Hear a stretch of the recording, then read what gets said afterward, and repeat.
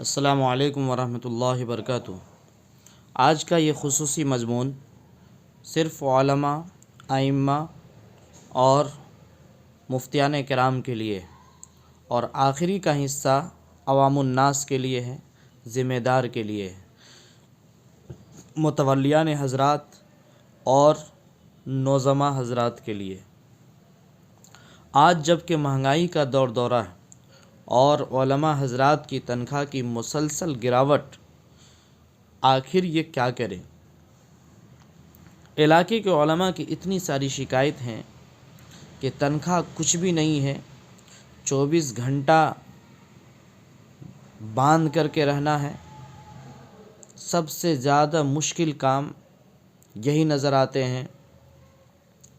اس طرح کی شکایتیں ہیں۔ ایک چھوٹی فیملی جو کہ 4 افراد پر مشتمل ہو، شوہر، بیوی اور 2 بچے، آپ کی تنخواہ 8,000، 10,000، 12,000 ہیں، ایسے اور خرچ زیادہ ہے تنخواہ سے، ایسے ماحول میں کیا کریں؟ آئیے ذرا ان اخراجات کا پہلے ذکر کرتے ہیں۔ گیس 1,200 روپیہ، دودھ 1,500 روپیہ، ایک مہینہ آٹا کم سے کم 600 روپیہ، چاول 1,050 روپیہ، دال 500 روپیہ، سرسوں تیل 1,000 روپیہ، چینی 300 روپیہ، چاول چائے پتی 200 روپیہ، مسالہ وغیرہ 300 روپیہ، سبزی 3,000 روپیہ، 4 دن کم سے کم مہینہ میں مچھلی کھائیں گے 800 روپیہ، گوشت 1,000 روپیہ، بجلی بل 300 روپیہ، متفرقات پاکٹ خرچ وغیرہ کم سے کم 1,000 روپیہ۔ یہ کچھ اخراجات صرف ایک ماہ کا لکھا ہے۔ اس میں والدین کا خرچ، ڈاکٹروں کا خرچ، بچوں کی تعلیم، مہمان نوازی، رشتہ داروں کی یہاں آنے جانے کا خرچ، یہ سب چھوڑ کر کے اب آپ ہی فیصلہ کریں کہ تنخواہ اتنا کم ہے اور یہ مختصر خرچ جو ابھی آپ کو گنایا ہے 12,750 روپیہ ہوتا ہے۔ تنخواہ کم، خرچ زیادہ۔ آپ جواب دیجئے سوچ کر کے کہ اس کم تنخواہ میں لوگ کیسے پرہیزگار متقی بن جائیں گے؟ جب تک ان کی ضروریات زندگی پوری نہ ہوگی تو تعلق مع اللہ کیسے قائم ہو سکتا ہے؟ تعلق مع اللہ کے لیے ضروریات سے فارغ ہونا ضروری ہے۔ ادھر نماز پڑھا رہے ہیں اور ذہن میں ہے بچہ بیمار ہے، پیسہ نہیں ہے، یا تنخواہ اتنی کم ہے، خرچ زیادہ ہے، کل کھانا کیا بنے گا، کل سبزی کیا بنے گی۔ جب تک پیشوا مقتدیٰ کو پورے طور پر اس کی ضروریات کی پوری نہیں کی جائے گی، اس وقت تک انفرادی طور پر ذہن کو یکسو کر کے کیسے کوئی کام ممکن ہو سکتا ہے؟ کیونکہ دنیا کے ہر عاقل بالغ انسان مانتا ہے کہ جب تک ضروریات زندگی پوری نہ ہو تو اس وقت تک عبادت میں بھی خشوع و خضوع پیدا نہیں ہو سکتا۔ پھر ایک عالم صاحب سے یہ کہنا کہ متقی پرہیزگار بنے، یہ کیسے ممکن ہو سکتا ہے؟ آج جب کہ ایک مزدور کی روز کی دہاڑی کم سے کم 500 روپیہ ہے، جب کہ وہ صرف اور صرف 6 سے 7 گھنٹہ ڈیوٹی کرتے ہیں، باقی ٹائم گھر میں رہتے ہیں، اور ادھر علماء 24 گھنٹہ کی ڈیوٹی، اور اس میں بھی ہزاروں بندشیں۔ اگر مدرسہ ہے تو پھر چندہ وغیرہ کا معاملہ ذمہ دار سمجھتے ہیں۔ آخر ایسا کب تک ہوتا رہے گا؟ جب تک کہ ہم بیدار اور ہنرمند نہ ہو جائیں۔ ایک سوال کیا ایک عالم صاحب نے کہ کیا علماء اس کے علاوہ دوسرے کام نہیں کر سکتے؟ اس کا جواب یہ ہے کہ کام تو کر سکتے ہیں پر محنت کش ہونا نہیں چاہتے، جس کی وجہ سے وہ استحصال ہوتے ہیں۔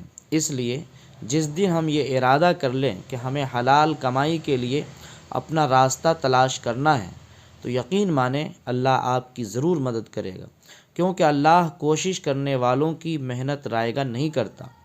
آپ دینی تعلیم کے لیے ہر ممکن کوشش کریں اور اس کی اشاعت میں مصروف رہیں۔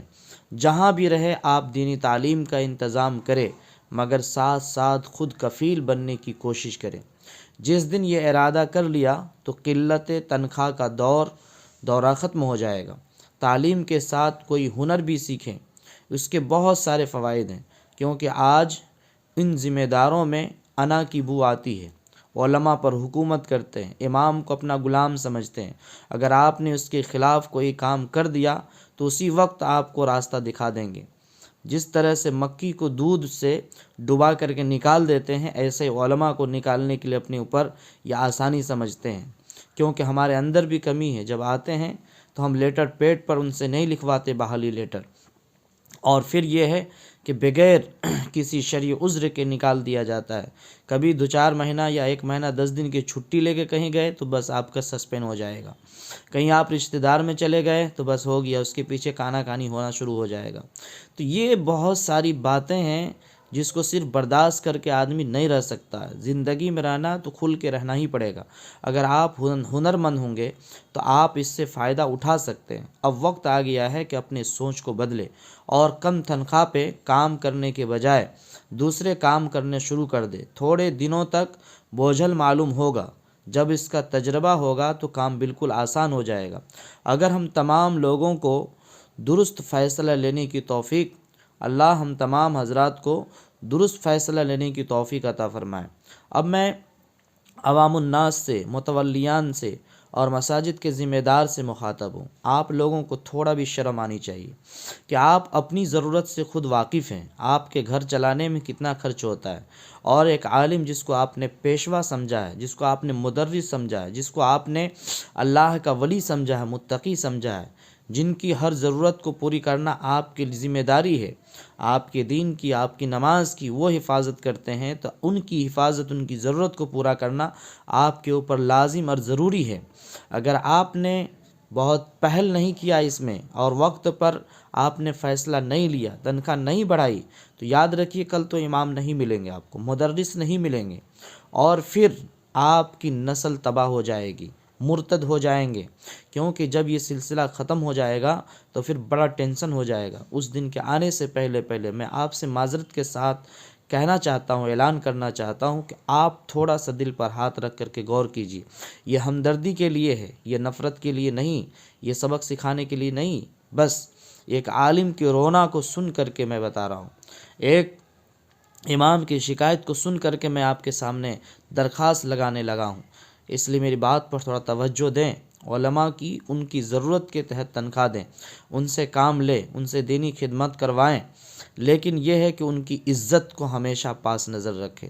انانیت کے لیے ان کو کچھ نہ بولے، اپنی گھر کی ضرورت کے لیے ان کو استعمال نہ کریں، اور اپنی واہوائی کے لیے آپ ان پر رعب دبدبا نہ دکھائیں۔ یہ بہت بری حرکت ہے، اللہ کو برا لگے گا، نسل تباہ ہو جائے گی۔